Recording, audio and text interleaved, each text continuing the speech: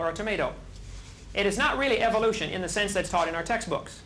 What's taught in the textbooks is that these examples of microevolution are somehow proof of the general theory of macroevolution. And that's where I disagree. This is a religion. There is no evidence whatsoever to back this up. Nobody has ever seen a fish turn into an amphibian, or an amphibian to a reptile, or a reptile to a mammal. Nobody's ever observed that. Nobody's ever found a fossil. That is a belief. The fact that we have micro changes, I'll put that in the fact column. Micro variations. You can ask anybody that raises anything for a living. Find some fellow who raises tomatoes for a living and tries to develop hybrids or purebreds. He will tell you, oh yeah, you can get a wide variety.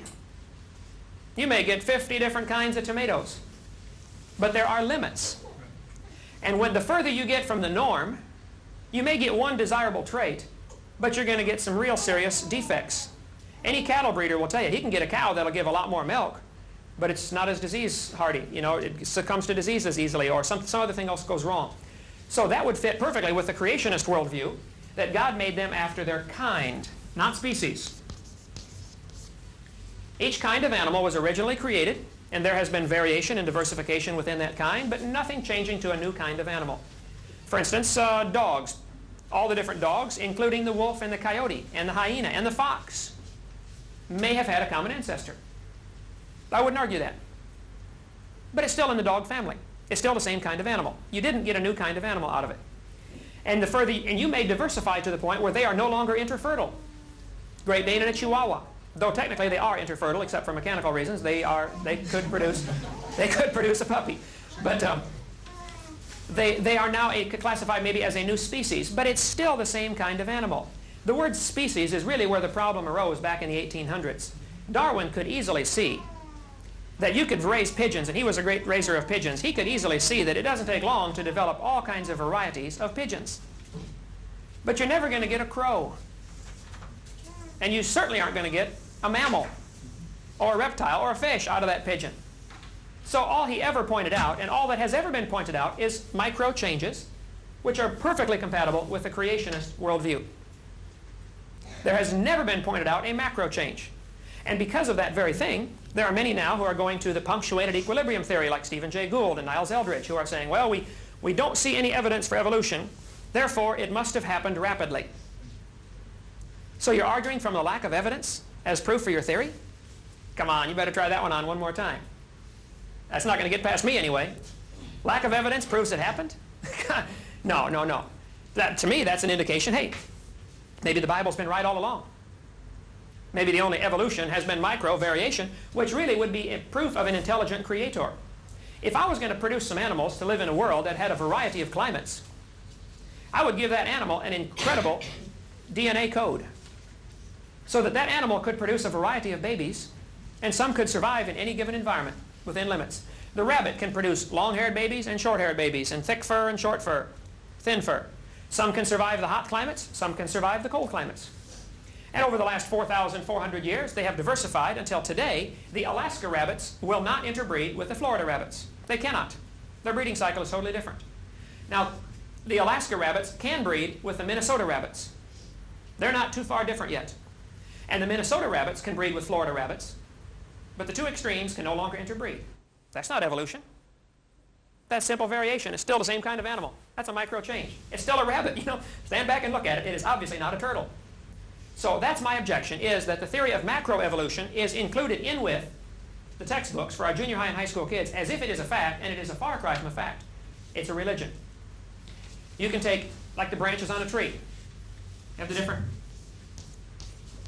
250 varieties of dogs probably had a common ancestor, and the ancestor was a dog, right?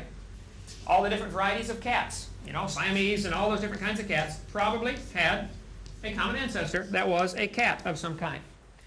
From here up, this would be micro changes. This would be observable. Nobody's going to argue with that. From here down, that the dog and the cat had a common ancestor somewhere way back when, that would be macro changes, and that would be part of a faith, a belief, a religion, not observable. No, that's not true. Okay. We don't call macroevolution a religion. It is a scientific theory. So It's not a religion. It's a scientific theory. Okay. Let me read you a definition of religion. Webster's Second Collegiate Dictionary.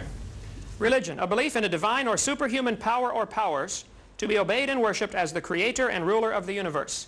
How did the universe get here? Did this process called evolution bring everything into being that we see today? Is that what created the universe, this process? Well, then that's your God. It is indeed a religion. How did the world get here? Those are your words.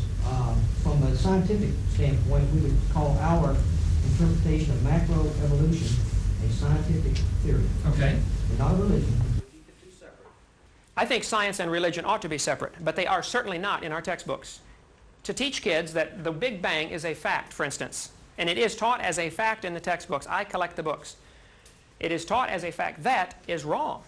The Big Bang is a far cry from a fact. It's just taught as a theory. Not in the books, it's not. I collect them. It may be in college level, you may be getting it. There's several different options, but you should see what's in the junior high book. Boys and girls, 4.6 billion years ago, Earth cooled down from a hot molten mass. But that's not a fact. I mean, were you there? Do you know anybody who was? But I assure you, it is taught as a fact to our younger kids, and I strongly object to that. Yes, sir? I'm curious about your geological data. Okay. For one thing, you talk about the Grand Canyon having originally been a soft sedimentary mass, well, and then forming into, through, I guess, fluvial processes, forming into the canyon that it is today. Mm-hmm. Well, under those circumstances, of course, all of the sediment around it would also have washed at the same level down to the ocean below. Instead of forming rivulets, it would have all formed at the same time. Also, the ocean going from the middle of the continent down towards the ocean basin would cause shell deposits to be found in the middle of, like, the Great Plains right now. Mm-hmm. And They are. well, not really. I found 500 shark's teeth in South Dakota in 30 minutes. Well, okay. I got them at home. But why don't we have 100 Grand Canyons all around the world, where these soft sedimentary processes were going on? Sure. As the biblical interpretation would be, during the course of this flood, which lasted just about a year, a little over a year, 12 months, according to the dates given in the Bible, the flood lasted 12 months. The first 4 or 5 months were probably with slowly rising waters from a variety of tectonic things, and then the last few months with it going down. But it wasn't just rain 40 days, everybody drown, get off the boat and go home. It was not that way at all. It was a year-long flood. During that year-long flood, the earth covered by water would develop many thousands of layers of sediments. It is a fact. The earth has layers. Okay? No question. Now, how do you interpret that? The evolutionist interpretation is each of these layers came at either a different